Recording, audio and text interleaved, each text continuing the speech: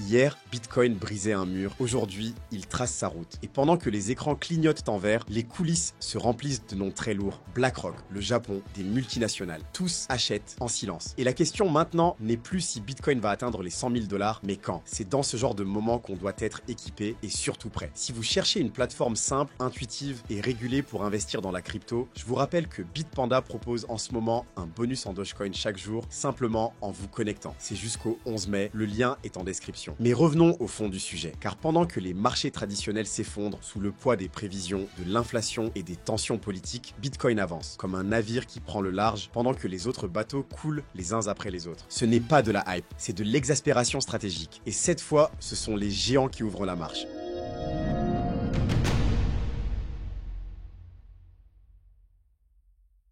Sur les marchés, il y a ce qu'on voit et il y a ce qu'on ne voit pas. Ce qu'on entend partout, ce sont les chiffres du jour, les hausses, les baisses, les réactions. Mais ce qu'on oublie souvent, c'est de regarder qui achète et quand. Et là, ce qu'on voit aujourd'hui, c'est la plus grande réorganisation silencieuse depuis des années. BlackRock, le plus grand gestionnaire d'actifs au monde, continue de remplir son ETF Bitcoin Spot. 381 millions de dollars injectés en une seule journée. C'est la plus grosse entrée de cash depuis janvier. Et ce n'est pas juste un hasard. Pendant que certains hésitent à entrer, les institutions accumulent. Et ce n'est pas tout. Le Japon, oui, un pays entier, ou plutôt ces entreprises cotées, commencent à ajouter du Bitcoin à leur bilan. Plus de 11 entreprises publiques viennent d'augmenter leur position. C'est comme si les plus gros joueurs de l'économie mondiale étaient en train de changer de camp. Comme si l'arme anticrise n'était plus l'or, mais Bitcoin. Et pendant ce temps, la majorité reste focalisée sur les actions tech, sur les résultats trimestriels, sur les taux d'intérêt, alors que sous leurs pieds, le plancher est en train de changer de matière. On passe du bois instable à l'acier. Et cet acier, c'est Bitcoin. Ce mouvement d'accumulation massif, discret, mais constant, ressemble à un ballet bien orchestré. Chacun entre au bon moment, sans faire trop de bruit. Mais une fois les positions verrouillées, il sera trop tard pour acheter au même prix. Et pendant que tout ça se passe, les indicateurs techniques racontent une toute autre histoire. Une histoire de pression, de résistance et peut-être d'explosion imminente. C'est ce qu'on va voir maintenant.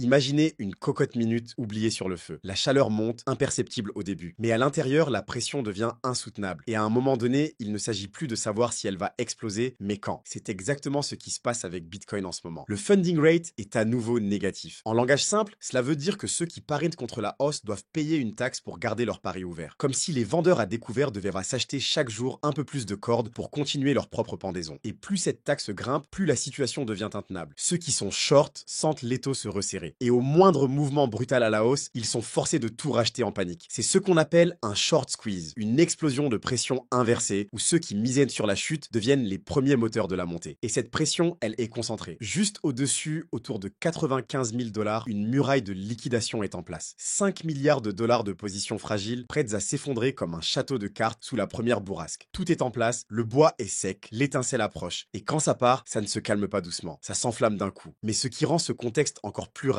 c'est le calme apparent en surface. Le marché ne monte pas parce que les gens s'excitent, il monte par exaspération, parce que les autres options brûlent ou s'effondrent, parce qu'il n'y a plus de confiance dans les taux, dans les banques centrales, dans les marchés traditionnels. Bitcoin, lui, ne promet rien. Mais il ne ment pas. Pas de bénéfices trimestriels, pas de bilan à manipuler. Juste une règle, un code, un actif brut face à un monde instable. Et ce basculement dans la perception, il marque peut-être le début d'un nouveau cycle d'adoption. Mais pour vraiment comprendre à quel point ce moment est unique, il faut regarder ce que Bitcoin est en train de faire par rapport au reste des marchés financiers. Et c'est ce qu'on va explorer dans le chapitre suivant.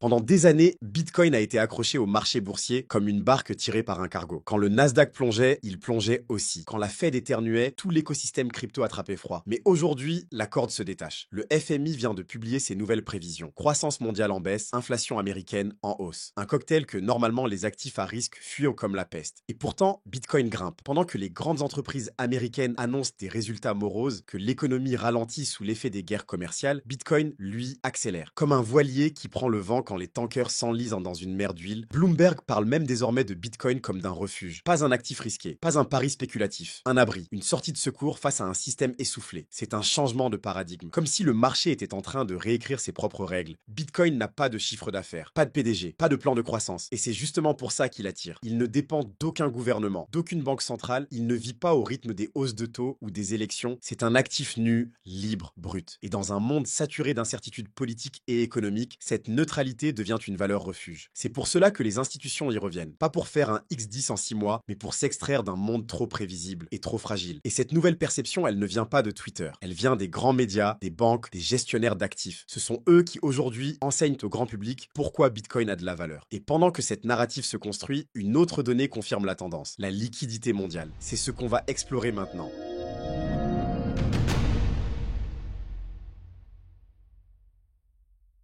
Imaginez-vous sur une plage, le ciel est sombre, un vent froid souffle, les habitués plient leurs serviettes et rentrent chez eux. Mais vous remarquez quelque chose, la marée commence à monter. Cette marée, c'est la liquidité mondiale. Et dans l'histoire de Bitcoin, elle a toujours été un indicateur majeur. Quand l'offre de monnaie, le fameux M2 global, se remet à gonfler, Bitcoin lui suit, presque mécaniquement, avec un léger décalage de 8 à 12 semaines, mais avec une régularité presque obsédante. Et aujourd'hui, on est exactement dans cette fenêtre de réaction. Mais pendant que la mer monte doucement, un autre signal agite les foules, le Death Cross. Alors c'est quoi cette fameuse croix de la mort? C'est un croisement entre deux courbes, la moyenne des prix sur 50 jours et celle sur 200 jours. Quand la courbe rapide passe sous la lente, les analystes appellent ça un Death Cross. Et sur le papier, ça fait peur, comme un signal rouge clignotant sur le tableau de bord. Mais voilà, avec Bitcoin, ce croisement agit souvent à l'envers. C'est un peu comme une fausse alerte d'incendie dans un bâtiment vide. Tout le monde court vers la sortie, mais au final, il ne s'est rien passé. Et ceux qui restent en place reprennent le contrôle. En 2023, puis en 2024,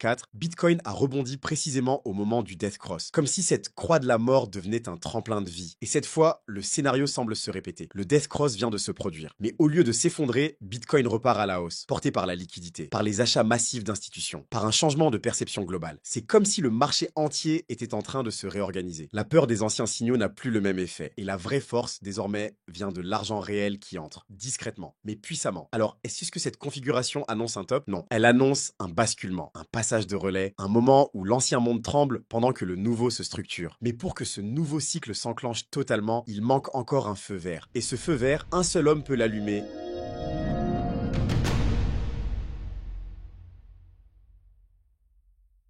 Il y a toujours un verrou, une pièce manquante. Dans le monde des cryptos, ce verrou a un nom, Jérôme Powell. Tant que le président de la Fed tient le volant, aucune alt-season sérieuse ne peut vraiment démarrer. Bitcoin peut monter, se renforcer, attirer les géants. Mais pour que les altcoins explosent, pour que le marché entier s'enflamme, il faut une chose, un relâchement monétaire. Et aujourd'hui, on est à un carrefour. Les chiffres de l'économie américaine virent au rouge, le chômage remonte. Les nouvelles commandes dans l'industrie sont au plus bas depuis la crise de 2008. Même les faucons les plus durs de la politique monétaire commencent à lever le pied. La Banque centrale européenne coupe, la Chine stimule. Et Trump, lui, fait une pause sur les tarifs pendant 90 jours. Tout pointe vers un allègement à venir, mais Powell, lui, ne bouge pas. Pas encore. Et c'est là que tout se joue. Car tant qu'il ne coupe pas les taux, les altcoins restent en cage, ils frémissent, ils testent, mais ils ne s'envolent pas. C'est comme un zoo dont les portes sont entrouvertes, mais où la sécurité tient encore bon. Mais attention, le mandat de Powell se termine en 2026. Il n'a même pas besoin d'être viré. Trump, s'il revient au pouvoir, pourra simplement nommer un successeur, quelqu'un de plus souple, de plus favorable au marché. Et là, ce ne serait pas juste une ouverture, ce serait un déverrouillage total. Pour l'instant, on est encore dans la saison de Bitcoin. Mais les altcoins, eux, sont comme des avions sur le tarmac. Ils font chauffer les moteurs. Et dès que la Fed relâche, le décollage sera violent. Mais ça, ce sera pour demain ou après-demain. Rien n'est encore déclenché. Mais tout est prêt. Tout est en train de se mettre en place. Les achats massifs, la liquidité mondiale, les signaux techniques inversés. Et un marché qui semble dire une chose très simple. Je suis prêt. Mais ce cycle, ce mouvement ne sera pas linéaire. Il y aura des secousses, des pièges, des hésitations. Et c'est pour ça qu'on est là, chaque jour, pour lire les signaux avant qu'ils ne deviennent évidents. Pour comprendre ce que font les géants pendant que les foules regardent ailleurs. Encore une fois, ceci n'est pas un conseil en investissement. C'est une lecture du moment, une carte dans un territoire encore mouvant. Et dès demain matin, on se retrouve pour décortiquer les chiffres officiels des ETF, les flux entrants et les potentielles détonations à venir sur les altcoins. En attendant, gardez les yeux ouverts. Parce que parfois, les plus grands mouvements commencent dans le silence.